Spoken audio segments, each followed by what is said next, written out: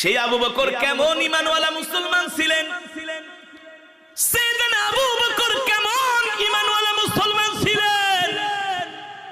আল্লাহর জমিনে আল্লাহর দ্বীন কায়েম করার জন্য সাইয়েদনা আবু বকর নিজের রক্ত দিয়েছেন।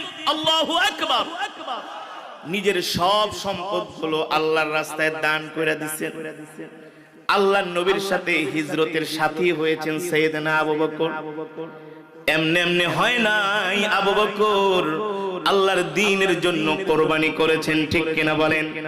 কেমন কোরবানি করেছেন আবু বকর?